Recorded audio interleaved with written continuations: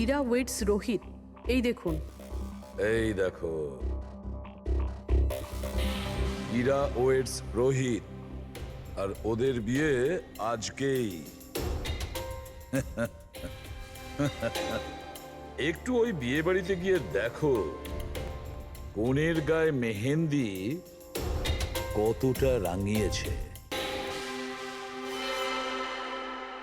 আপনারা সিআইডি থেকে এসেছেন তো যা খুশি তাই করবেন। আইনের নামে কারুর বিয়ে আটকাবার অধিকার কে দিয়েছে আপনাদের? না না, আমরা এখানে কারো বিয়ে থামাতে আসিনি। আমরা এখানে এসেছি তদন্ত করার জন্য।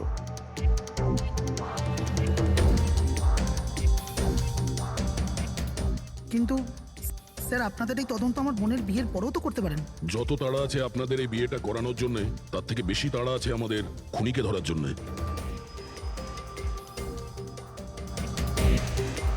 একে চেনেন আপনারা?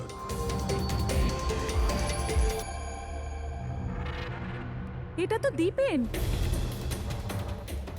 মানে চেনেন কি করে? স্যার, অ্যাকচুয়ালি ওই দীপেন আমার বোনকে ভালোবাসতো, কিন্তু কিছুদিন আগে ওদের ব্রেকআপ হয়ে যায়। আমি বলেছিলাম না যে চলো ফিরে যাই, কিন্তু আমার কথা শুনছে না কে? দেখো এবার সিআইডিও চলে এসেছে। জানি না কি কুক্ষণে এদের সঙ্গে আমরা সম্বন্ধ তৈরি করেছি। দেখুন, দীপেনের ঘাড়ে আমরা কিছু মেহেন্দির চিহ্ন দেখতে পেয়েছি, আর আমাদের সন্দেহ যে সেই চিহ্ন ইরার হাত থেকে এসেছে।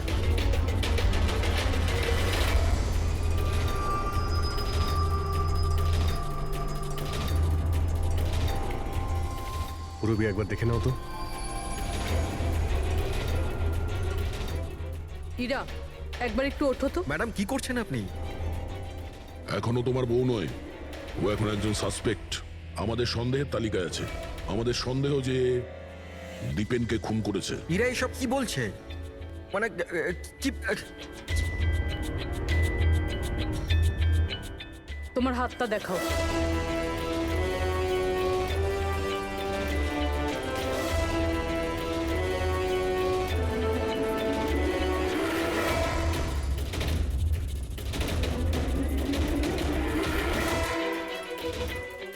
স্যার, এর মেহেন্দি তো একদম ঠিক আছে। আরে তাহলে দীপেনের গলায় যে মেহেন্দির দাগ ছিল, সেটা কার হাতের ছিল? পুরবি, তুমি ওর ঘুমটাটা একবার তোলো। স্যার,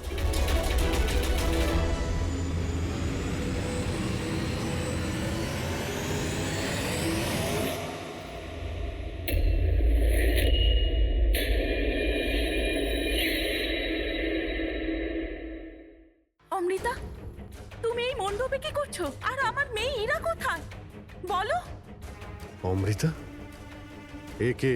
এ আমার মেয়ের বন্ধু হয়।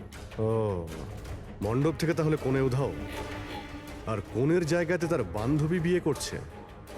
এসব কি হচ্ছে এখানে? হ্যাঁ স্যার, ওই আসলে কাল রাতে। আরে ফ্লার্ট কে করছে রে ভাই? আমি তো তোমার প্রশংসা করছি। আচ্ছা, তাই নাকি? প্রশংসা করছো? হ্যাঁ, তুমিও না, একদম পাল্টাবে না।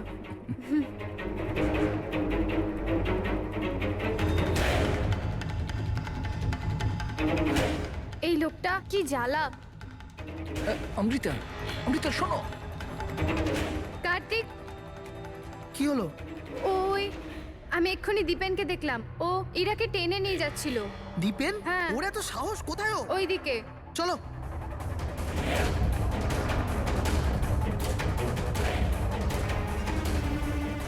কোথায় গেল এরা দুজন? কি জানি।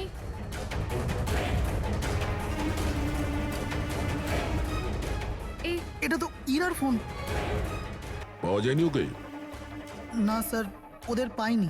তো দীপেন এখানে এসেছিল আর ইরাকে জোর করে নিয়ে গেছে, কিডন্যাপ করে। স্যার, কিডন্যাপ তো বলা যায় না, কিন্তু কিডন্যাপ বলা যাচ্ছে না মানে? ওই অমৃতা, এটা একটা মার্ডার কেস, আর সিআইডির কাছ থেকে কিছু লুকোনোর চেষ্টা করলেও সেটা খুব খারাপ হবে। অমৃতা, যা জানো সত্যি সত্যি বলো। স্যার, স্যার সত্যি তো এটা যে ইরা এই বিয়েটা করতেই চাইছিল না। ও তো দীপেনকে ভালোবাসতো। ও তো শুধু বাড়ির লোকেদের চাপে পড়েও এই বিয়ের জন্য রাজি হয়েছিল। অমৃতা চুপ করো। আমি তো আগে থেকেই জানতাম এরা হলো 420। আর কি কি রহস্য রয়েছে যা এখনো সামনে আসতে চলেছে? এখানেই বলবেন নাকি সিআইডি ব্যুরোতে গিয়ে চা খেতে ইচ্ছে করছে? হ্যাঁ স্যার, ব্যাপারটা হলো গত কমাস ধরে আমার ব্যবসা ঠিকঠাক চলছে না। আমার প্রচুর লোকসান হয়ে যাচ্ছিল। সুশীল বাবু আমার বিজনেসটাকে স্টেবল করবার জন্য প্রচুর সাহায্য করেছে। তো নিজের মেয়ের বিয়ের ডিল করেছিলেন আপনি, যাতে আপনার ডুবে যাওয়া বিজনেসটা আবার ভালো মতো দাঁড়িয়ে যায় কি? তাই ইরা উধাও হয়ে যাওয়ার পর অমৃতাকে এই মণ্ডপে বসিয়েছেন যাতে কোনোভাবেই এই বিয়েটা না আটকায়। বাহ! আর অমৃতা, তুমি এই পুরো ষড়যন্ত্রে এত সহজেই যোগদান করলে? আমি এসব কিছুই জানতাম না। আমাকে তো কার্তিক বলেছিল যতক্ষণ ইরাকে পাওয়া যাচ্ছে না আমি এখানে বসে থাকি। এখনই তো 7 পাক হতো, তারপর বিয়েও করে নিতে আমাকে ঠকিয়ে। না, আমি মণ্ডপ থেকে বেরোতেই যাচ্ছিলাম, আর তখনই সিআইডি এখানে চলে এলো আর সতী সবার সামনে চলে এলো। অর্ধেক সত্যি তো সামনে এসছে, আর বাকি অর্ধেক সত্যি সামনে আসবে যখন এটা জানা যাবে যে দীপেনকে মারার পর ইরা কোথায় চলে গেছে। আমার মেয়ের উপর মিথ্যে অপবাদ দেবেন না স্যার। ও তো দীপেনকে ভালোবাসতো, ও কেন খুন করবে ওকে? যদি আপনার মেয়ে নির্দোষ হয় তাহলে ও বাড়িতে ফিরে আসেনি কেন? দীপেন খুন হওয়ার পর থেকে ও নিখোঁজ হয়ে গেছে কেন?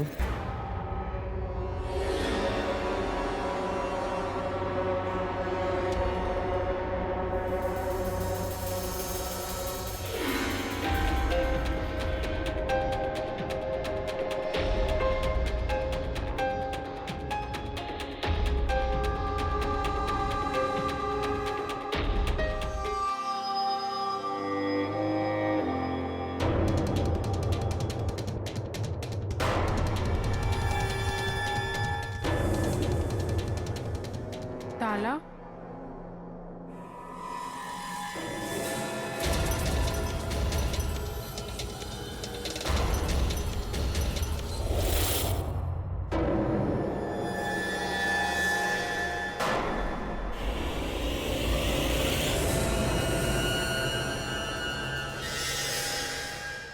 দেখো বস, ইরা নিজের মেহেন্দি পরা হাত দিয়ে দীপেনের গলা নিশ্চয়ই ধরেছিল, কিন্তু দীপেনের মৃত্যু ইরার হাতে হয়নি। দীপেনের মৃত্যু হয়েছে কি করে? এর গলার উপর এই যে মেহেন্দির চিহ্ন আছে, যখন পরিষ্কার করলাম তখন দেখলাম আর একটা দাগ আছে। এই দেখো, এইটা। আর এই চিহ্নটা হচ্ছে কোনো দড়ির, যার কারণে দীপেনের মৃত্যু হয়েছে। তার মানে দীপেনের মৃত্যু গলায় দড়ি দিয়ে টানার কারণে হয়েছে। কিন্তু যদি ইরা খুন না করে তাহলে ইরা কোথায়? আচ্ছা, এমনটা নয় তো যে ওকেও কোনো ক্ষতি করা হয়েছে? স্যার, একটা কথা কিছুতেই মাথায় ঢুকছে না। যদি ইরা এই খুনটা না করে থাকে তাহলে করলো কে? এই খুন হয়তো ইরার বাড়ির লোকেদের মধ্যেই কেউ করেছে। আর তাছাড়া দীপেনের উপস্থিতি ওরা পছন্দ করেনি। হতে পারে দীপেনের কারণে বিয়েতে কোনো বাধা আসবে, সেই জন্য দীপেনকে খুন করে দিয়েছে। স্যার, স্যার, ইরার ফোন থেকে জানা গেছে যে ওর নিখোঁজ হওয়ার 3 ঘন্টা আগে দীপেনের বোন শালিনীর ফোন আসে। ও দিল্লি থেকে বম্বে চলে তো আসে, কিন্তু ফোন তুলছে না। শালিনীর ফোন ট্র্যাক করো, দেখা তো যাক ও এখন কোথায় আছে। আর বাকি রইল ওই সোনালি সুতো, কার হতে পারে?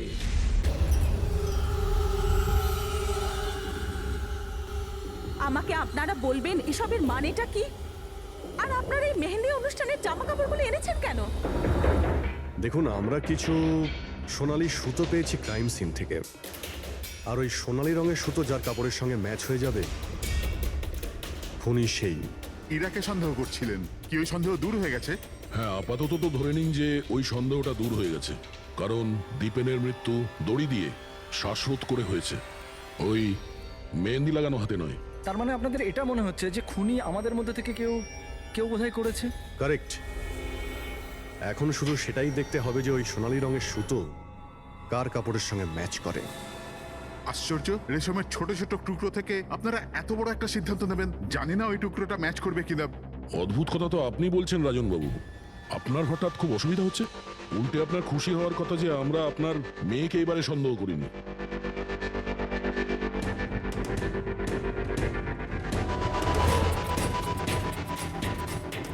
স্যার, এই সোনালি সুতোটা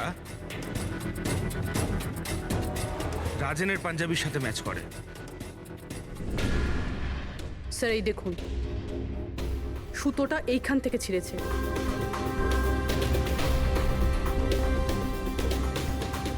আমি বলছি আপনাদের, ওই রাতে আমি দেখেছিলাম দীপেন আর ইরাকে একসাথে। তুমি কেন বুঝতে পারছো না? আমি তোমাকে ছেড়ে বাঁচতে পারবো না, আমি বাঁচতে। আর তুমি আমাকে ছাড়া অন্য কাউকে কি করে বিয়ে করছো? যখন আমি নিচে পৌঁছলাম তো ওরা দুজন চলে গিয়েছিল, আর দীপেনের ঠিকানা ইরার পুরনো চিঠি থেকে আমি পেলাম। তারপরে আমরা ওর পুরনো বাড়িতে গেলাম।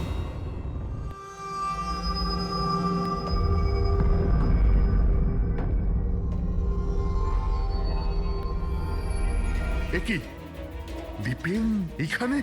ইরা, ইরা, ইরা, ইরা, ইরা, ইরা মা।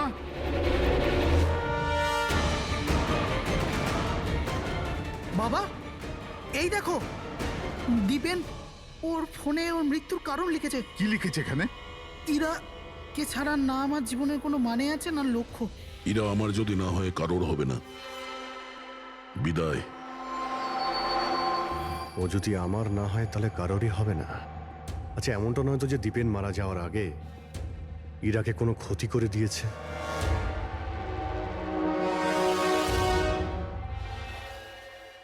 হ্যাঁ পঙ্কজ, হ্যাঁ, দীপেনের বোন শালিনীর মোবাইল ফোন ট্র্যাক হয়ে গেছে।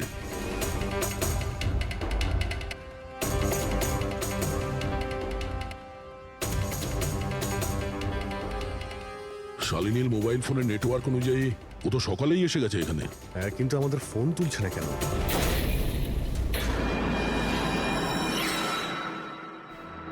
ব্লাস্ট! শালিনী, শালিনী, শালিনী, শালিনী, শালিনী, শালিনী!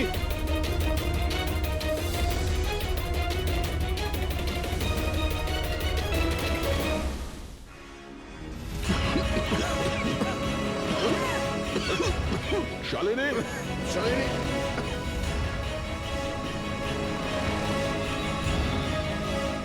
শালিনী, শালিনী।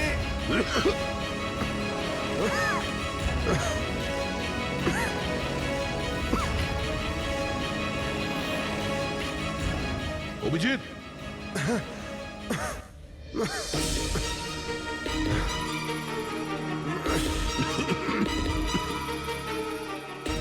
অভিজিৎ সাবধানে। কে ওখানে?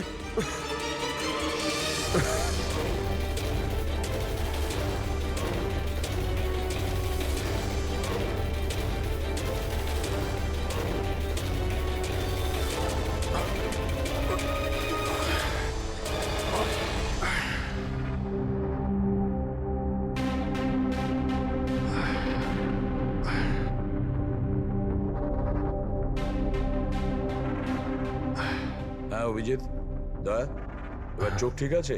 হ্যাঁ স্যার, ঠিক আছে। এটা তো ভালো হয়েছে স্যার আমরা ওই বিষাক্ত গ্যাসে বেশিক্ষণ থাকিনি। কিন্তু স্যার, শালিনী আর ইরার অবস্থা খুব একটা ভালো নয়। ডক্টর ওদের দেখছে। কোন বিষাক্ত গ্যাস ছিল ওখানে? স্যার সেটা তো জানি না, কিন্তু আমার মনে হচ্ছে টাইম স্মোক বোম ছিল ওখানে।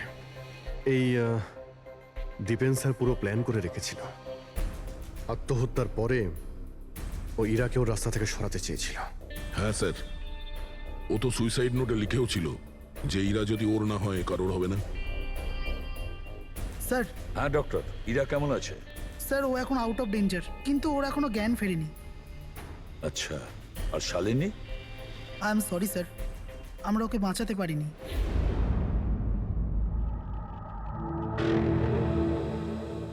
স্যার, স্যার এই দীপেন শুধু নিজের প্রাণ নেয়নি, বরং বরং ওর বোনের মৃত্যুরও কারণ হয়েছে। সেটাই তো। হ্যাঁ শালুকে বলো। আচ্ছা ঠিক আছে, আমরা আসছি। কি হচ্ছে স্যার? শালুকে বলছিল দীপেন আত্মহত্যা করেনি।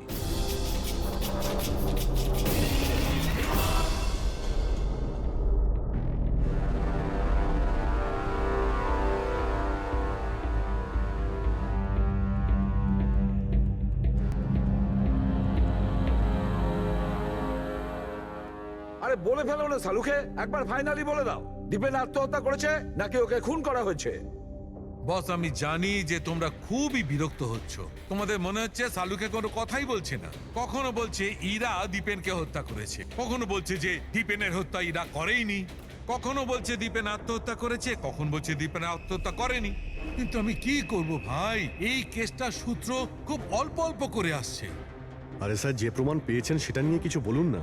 দেখো বস, যখন কোনো মানুষকে ফাঁসির দড়িতে ঝোলানো হয় আর যখন দড়িটায় টান পড়ে তখন ও শ্বাস বন্ধ হতে থাকে, আর তখন সে শ্বাস নেওয়ার জন্য ছটফট করে, তার ঘাড়টা নড়তে থাকে, আর ঘাড় নড়ার কারণে ফাঁসটা চেপে বসে, আর ওর ঘাড়ের ঠিক পেছন দিকে ওই ফাঁসির দড়ির গিঁটের চিহ্নটা দেখা যায়।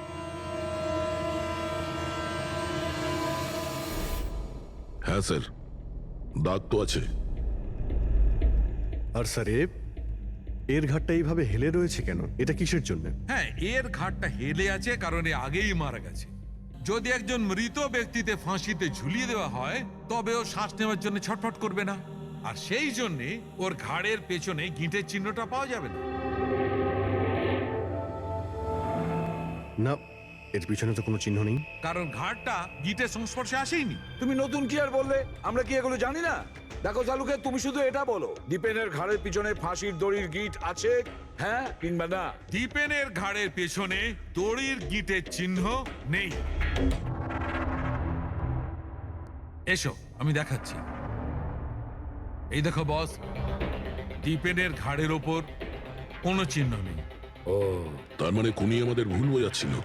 আগে থেকেই মরে যাওয়া লোককে ঝুলিয়ে দিয়েছে যাতে মনে হয় আমাদের সুইসাইড করেছে। অনেক লম্বা প্ল্যানিং করেছিল।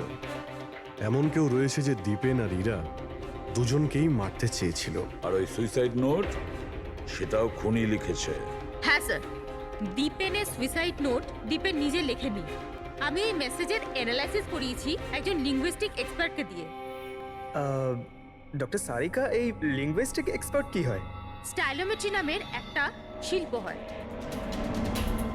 যেমন ধরুন, যেমন প্রত্যেক মানুষের আঙ্গুলের ছাপ আলাদা আলাদা হয়, ঠিক তেমনই তার হাতের লেখা স্টাইল, তার ধরন আলাদা আলাদা হয়। প্রত্যেকটা মানুষের লেখার ধরন আলাদা। কেউ অক্ষরগুলোকে একটু ছোট ছোট লেখে, কেউ অক্ষরগুলো বড় বড় লেখে, মাঝখানে অনেকটা ফাঁকা থাকে, কেউ একদম সোজা লাইনে লেখে, কেউ এবড়ো খেবড়ো লেখে। কিছু লোক প্রত্যেকটা অক্ষরের পরে কমা দেয়, যেমন ফ্রেডি দিয়ে থাকে। সবার লেখার ধরন আলাদা আলাদা। এক্সপার্ট এগুলোও বলতে পারেন? শুধু এটুকুই নয়, এক্সপার্ট এটাও বলতে পারে যে টাইপ করেছে সে নারী না পুরুষ। তাহলে সারিকা, ওই সুইসাইড নোট দীপেন লিখেছে কি না? না স্যার, আমি দীপেন আর ইরা দুজনের ফোনসে চেক করেছি, তো আমি একজনের সম্পর্কে জানতে পেরেছি যার লেখার ধরন এক্স্যাক্টলি সুইসাইড নোটের সঙ্গে ম্যাচ করছে। এই যে সেই মেসেজ, এই মেসেজেও সুইসাইড নোটের মতো প্রত্যেকটা সেন্টেন্সের মাঝে 3টে ডট আছে। প্রত্যেকটা সেন্টেন্স শর্ট আর ক্রিস্প, আর প্রত্যেকটা মেসেজ হয় গুড বাই না হলে বিদায় লিখে শেষ করা হয়েছে। যেভাবে ওই সুইসাইড মেসেজে বিদায় লেখা হয়েছিল, এখানে গুড বাই লেখা হয়েছে। আচ্ছা, তার মানে হলো আমরা সেই খুনিকে খুঁজে পেয়েছি।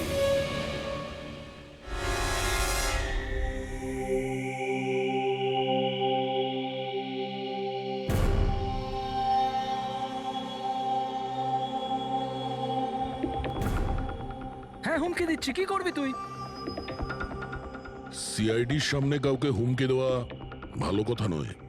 কিন্তু আমি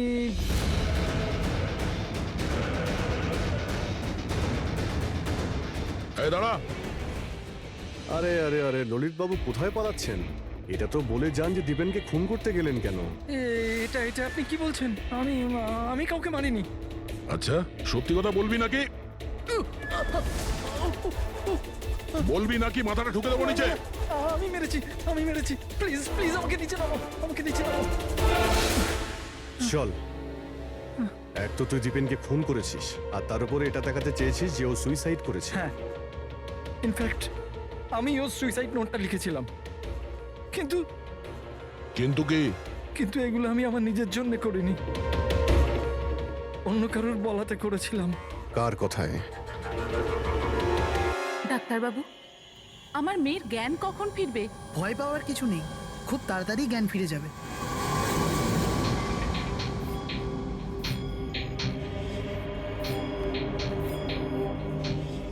ললিত,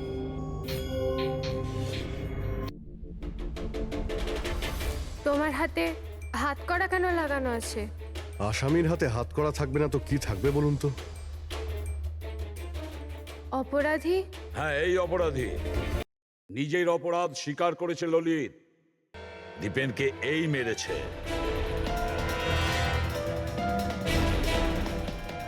ললিত, এনারা সবাই কি বলছেন আর তুমি কেন করলে এইসব? দেখলেন স্যার, অবাক হওয়ার কি সুন্দর অ্যাক্টিং করছে এরা। যেখানে সত্যি এটাই যে ললিতকে খুন করতে বলার আসল অপরাধী এখানে এই রুমে উপস্থিত আছে। হ্যাঁ, এটা আপনি কি বলছেন? এখানে আমার মেয়ে জীবন মৃত্যুর সঙ্গে লড়াই করছে আর আপনি উল্টে আমাদেরই দোষী করছেন। না, এই জীবন আর মৃত্যুর মাঝখানে ঝুলছে না, এ সত্যি আর মিথ্যের মধ্যে ঝুলছে। ও জ্ঞান হারায়নি, সব ড্রামা করছে। কি?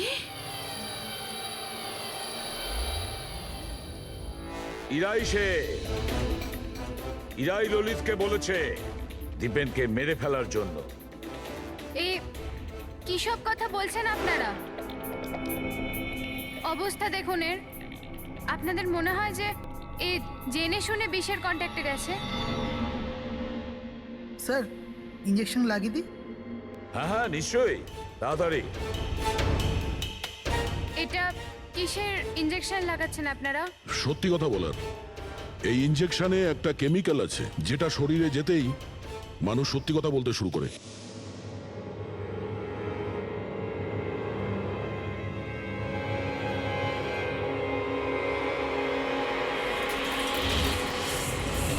না, শুনুন। ইরা, ইরা, আরে রে, কোথায় যাচ্ছ? দাঁড়াও। ইরা থামো, ইরা। এর মানে হলো যে সিআইডিরা ঠিক কথা বলছেন। আর মিথ্যে বলে কোনো লাভ নেই। এই ললিত তোমার মুখোশ খুলে দিয়েছে।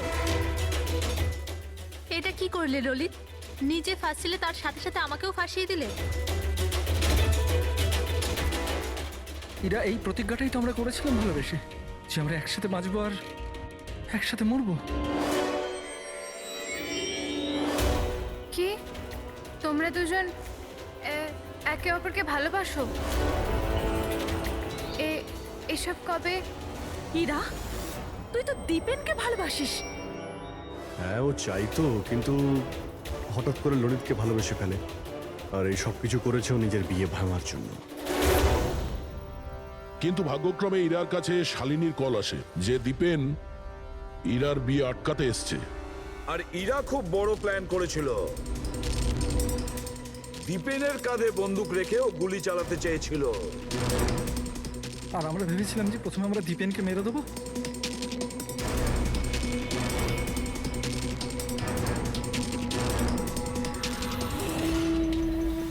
আর অনেক দূরে গিয়ে তোমরা ঘর বাঁধবে, কিন্তু ভুলে গিয়েছিলে তোমরা যে অন্যায়ের পথে কখনো সাফল্য আসে না। বুঝেছো? আমাদের প্ল্যান একদম ঠিকঠাক চলছিল, কিন্তু বাবা আর কার্তিক এসে আমাদের প্ল্যানে জল ঢেলে দিল।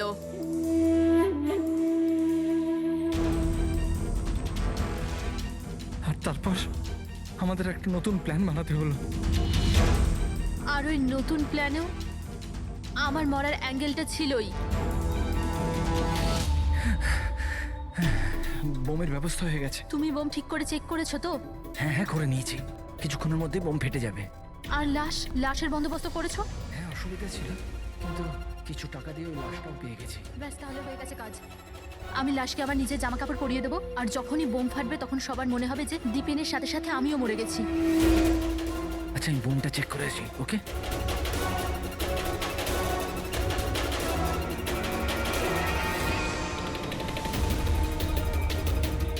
শালিনী,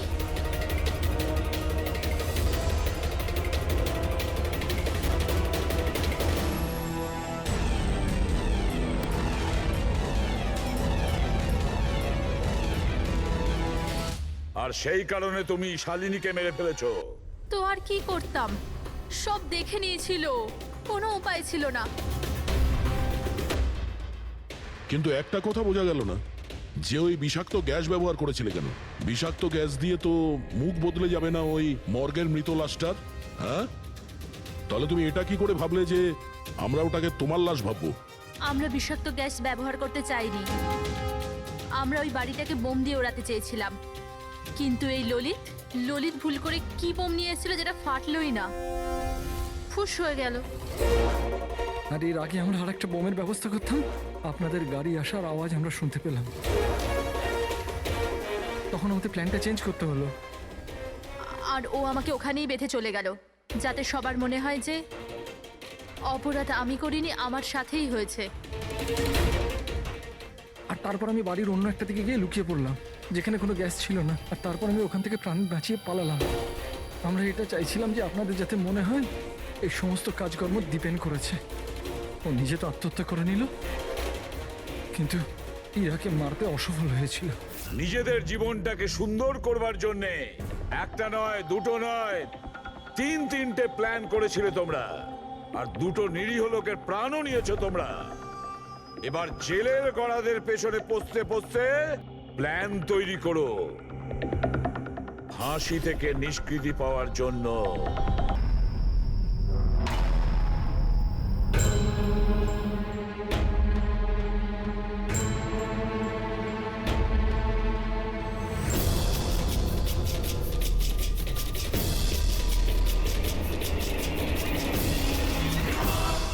কার্তিক বাবা, তোমার বোনের বিয়ের প্রস্তুতি চলছে, কোনো বিষয় কোনো ধরনের যেন খামতি না থাকে। আরে তুমি কোনো টেনশন নিও না, আমি আছি তো, করে নেব।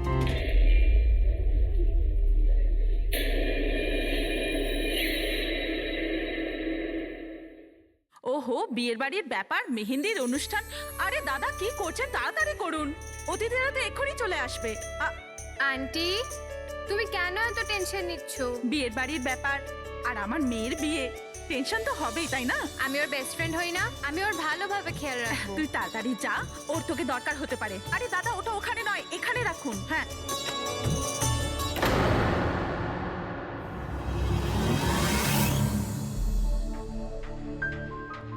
ইরা, কোথায় হারিয়ে গেছিস? হ্যাঁ চল, অনেক কাজ বাকি।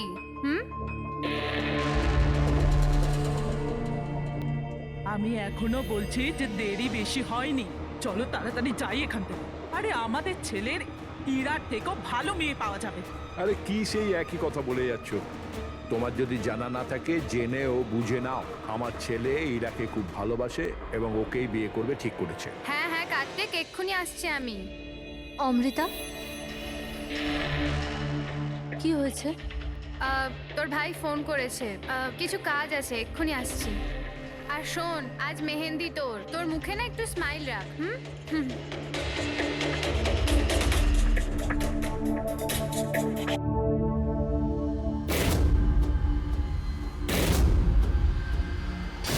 আচ্ছা, ওই সব বক্সেসগুলো রেখে দেবে আর লাইটের সেটআপটাও চেক করে নেবে।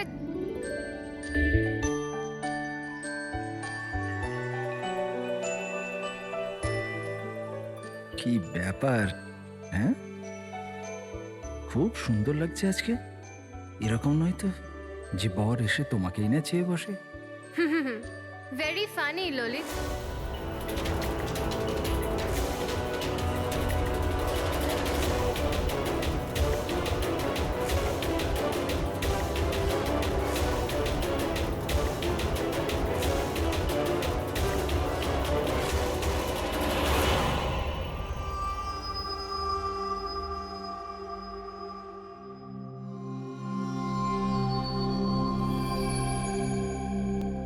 রিসর্ট কি বন্ধ হয়ে গেল? এর দেখভালের পুরো দায়িত্ব আমার ঘাড়ে এসে গেল। আর মালিকের এইটুকু বুদ্ধি তো থাকাই দরকার না? এত বড় রিসর্ট একলা মানুষ কি করে পরিষ্কার রাখবে?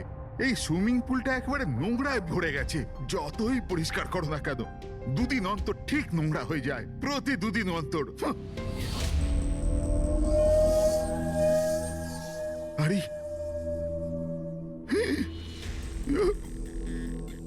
আরে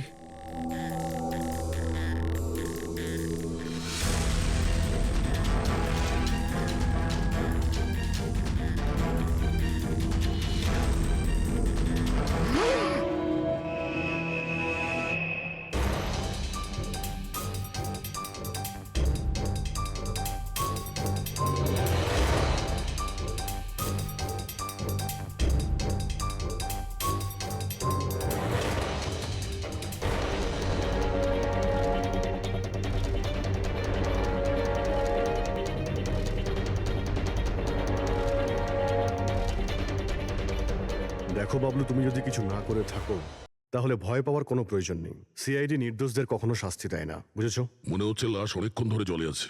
হ্যাঁ দয়া, মনে হচ্ছে 12 ঘন্টার বেশি হবে। কোথাও কোনো আঘাতের চিহ্ন নেই বস, শুধু এখানে এই গলায় এখানে অদ্ভুত কিছু লেগে আছে। গলা টিপে মেরেছে? আপাতত দেখে তাই মনে হচ্ছে। এই রিসর্টের চাবি কি তোমার কাছেই থাকে? না স্যার, মালিকের কাছেও একটা আছে। তুমি গেটটা দেখাও তো। পঙ্কজ, দেখো তো, একটু ভালো করে চেক করো, দেখো কিছু পাওয়া যায় কিনা।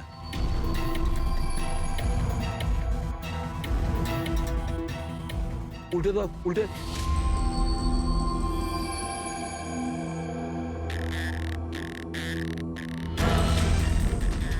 স্যার, এ তো ট্যাক্সির বিল দেখছি। ইনি কাল রাত্রে ডোমেস্টিক এয়ারপোর্ট থেকে ট্যাক্সি ধরেছিলেন। পঙ্কজ, এই লাশটার ফটো তুলে এয়ারপোর্ট সিকিউরিটিকে দেখাও, আর এর পরিচয় জানো। তালা তো ভাঙা নেই, তার মানে হলো কেউ চাবি দিয়ে খুলে ভিতরে ঢুকেছে, বা হয়তো অন্য কোনোভাবে। হতে পারে স্যার, এই রিসর্টেরই কোনো কোণাতে এই অপরাধটা হয়েছে। বা হতে পারে দয়া ওকে এখানে মেরেই এখানে ফেলে দিয়েছে, বা অন্য জায়গায় মেরে ও লাশটাকে এখানে ফেলে রেখেছে। পুরবি, এত বড় একটা গেটের উপর দিয়ে লাশকে নিয়ে ঝাঁপ দেওয়া অসম্ভব মনে হচ্ছে। অন্য কোনো রাস্তা দিয়েই ও লাশ নিয়ে ভিতরে এসেছে। কিন্তু স্যার, ভেতরে আসবার জন্য অন্য কোনো রাস্তা নেই এটা ছাড়া। আরে তুমি আমাদের কাজটা করতে দাও না, এদিকে এসো।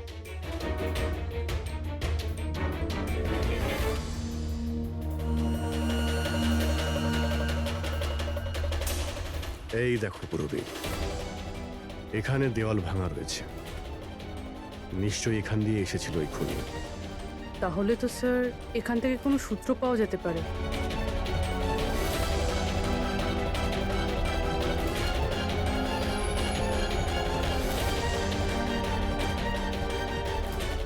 এই হলো প্রমাণ, এই সোনালী সুতো।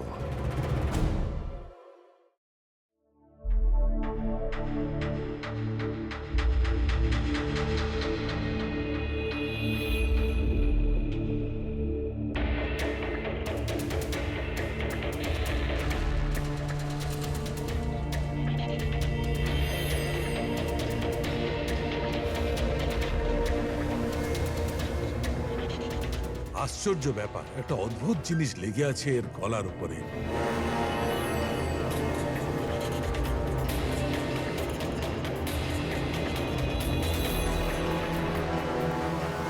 ও, কি হয়েছে স্যার? একটু শুঁকে দেখো, এটা মেহেন্দি। মেহেন্দি সারিকা, এর গলার উপর মেহেন্দির দাগ। সারিকা, এর মৃত্যু হয়েছে গলা টেপার কারণে। গলায় আছে মেহেন্দির চিহ্ন, তার মানে যে এর গলাটা টিপে ধরেছিল ওর হাতে মেহেন্দি লাগানো ছিল। আর খুনটা যে করেছে সে হয়তো কোনো মেয়ে, আর ও সেই সময় খুন করেছে যখন ওর হাতের মেহেন্দি ঠিক করে শুকোয়ও নি। রাইট। আজকাল এমনিতেও বিয়ের সিজন চলছে, হয়তো কোনো ফেস্টিভ্যাল ফাংশন বা বিয়ে বাড়িতে গিয়েছিল। রাইট। এই জন্য অভিজিৎ ওখান থেকে সোনালি সুতো পেয়েছিল। হয়তো কোনো দামি ড্রেসের যেটা পরেও পার্টিতে যাচ্ছিল। তার মানে হচ্ছে এই সোনালি সুতো আর গলায় লেগে থাকে এই মেহেন্দি আমাদের খুনি পর্যন্ত পৌঁছে দেবে।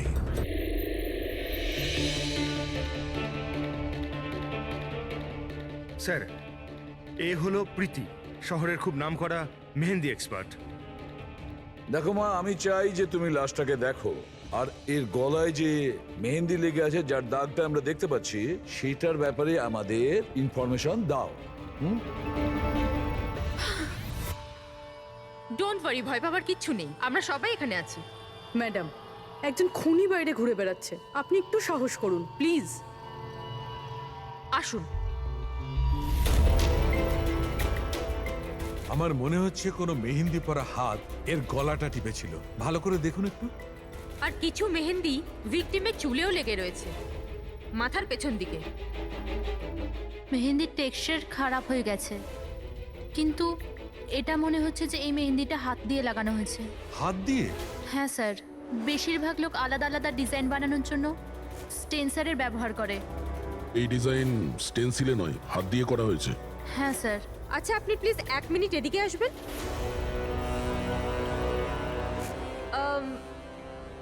আপনি এই মেহেন্দি সম্পর্কে আর কিছু বলতে পারবেন? মানে এটা কোন কোম্পানির, কতটা পুরনো, কোথা থেকে এসেছে, এনিথিং যা জানেন। স্যার, মেহেন্দির কালার, টেক্সচার আর স্মেল থেকে মনে হচ্ছে এই মেহেন্দিটা কোনো কমার্শিয়াল কোম্পানির নয়। এটা নিশ্চয়ই কেউ বাড়িতেই বানিয়েছে। তার মানে লোকেরা সাধারণত বাড়িতে তৈরি মেহেন্দি ব্যবহার করে, তাই তো? হ্যাঁ স্যার, কারণ ওটা কেমিক্যাল ফ্রি থাকে। আচ্ছা। এরকম তো শহরে অনেক লোকই আছে যারা বাড়িতে মেহেন্দি বানায়, তাই মেহেন্দির সাহায্যে তাকে ধরতে গেলে অনেকটা সময় লেগে যাবে স্যার। স্যার। হ্যাঁ স্যার, ভিক্টিমের ব্যাপারে জানতে পেরেছি। হ্যাঁ, একে? স্যার, ওর নাম দীপেন, দিল্লিতে থাকতো, আর আমি লোকাল পুলিশকে বলে দিয়েছি যে ওর বাড়ির লোককে যেন খবর দিয়ে দেয়। গুড। আচ্ছা প্রীতি, আরো একটু দেখুন যদি আমাদের কিছু বলা যায়।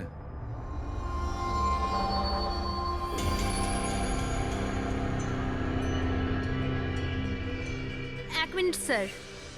স্যার, মেহেন্দির ডিজাইন থেকে আর একটা কথা বোঝা যাচ্ছে। সেটা কি? স্যার, ওই মেয়েটার ব্যাপারে, যার মেহেন্দি এর ঘাড়ে লেগেছে, ওই মেয়েটার বিয়ে এমন একটা ছেলের সাথে হচ্ছিল যার নাম আর দিয়ে শুরু হয়।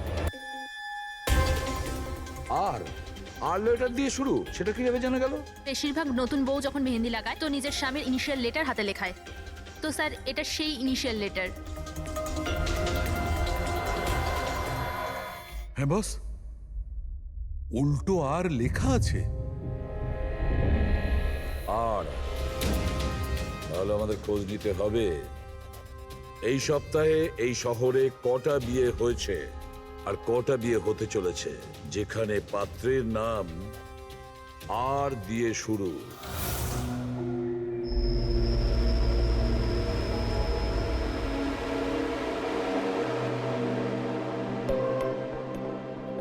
অদ্ভুত স্যার, এই মাসে 120 জনের বিয়ে, একই মাসে এতজনের বিয়ে। হ্যাঁ পঙ্কজ,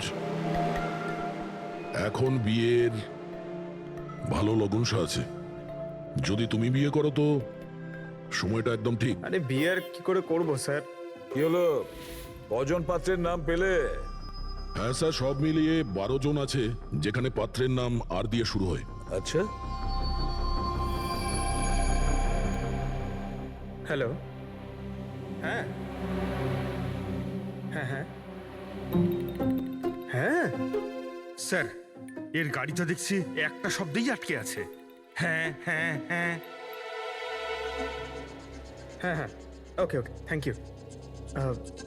স্যার। হ্যাঁ পঙ্কজ। দিল্লি থেকে অফিসার ফোন করেছিলেন, উনি বলছিলেন যে দীপেনের বাড়িতে গিয়েছিলেন কিন্তু কেউ ছিল না, আর প্রতিবেশীকে জিজ্ঞেস করে জানতে পেরেছেন ওর একটা বোনও আছে।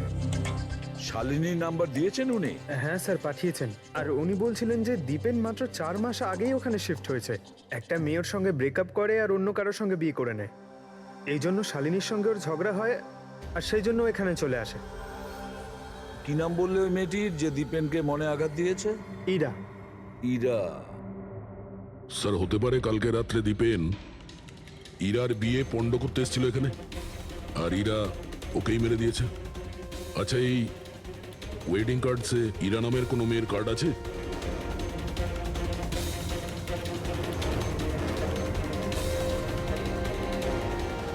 হ্যাঁ স্যার।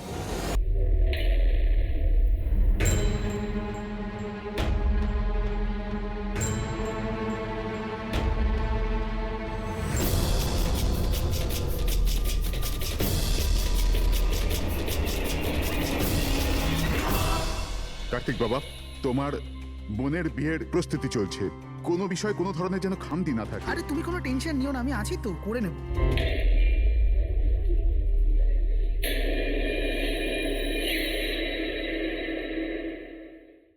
ওহো, বিয়ের বাড়ির ব্যাপার, মেহেন্দির অনুষ্ঠান। আরে দাদা কি করছেন, তাড়াতাড়ি করুন, অতিথিরা তো এক্ষুনি চলে আসবে। আন্টি, তুমি কেন এত টেনশন নিচ্ছ? বিয়ের বাড়ির ব্যাপার আর আমার মেয়ের বিয়ে, টেনশন তো হবেই, তাই না? আমি ওর বেস্ট ফ্রেন্ড হই না? আমি ওর ভালোভাবে খেয়াল রাখবো। তুই তাড়াতাড়ি যা, ওর তোকে দরকার হতে পারে। আরে দাদা, ওটা ওখানে নয়, এখানে রাখুন। হ্যাঁ,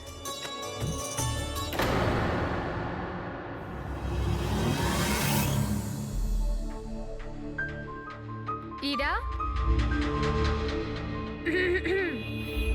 কোথায় হারিয়ে গেছিস? হ্যাঁ, চল, অনেক কাজ বাকি।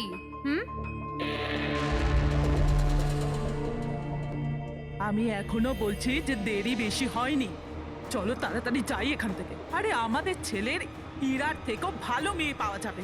আরে কি সেই একই কথা বলে যাচ্ছ? তোমার যদি জানা না থাকে জেনে ও বুঝে নাও, আমার ছেলে ইরাকে খুব ভালোবাসে এবং ওকেই বিয়ে করবে ঠিক করেছে। হ্যাঁ হ্যাঁ কার্তিক, এক্ষুনি আসছি আমি। অমৃতা, কি হয়েছে?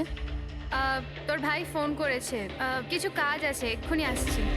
আর শোন, আজ মেহেন্দি তোর মুখ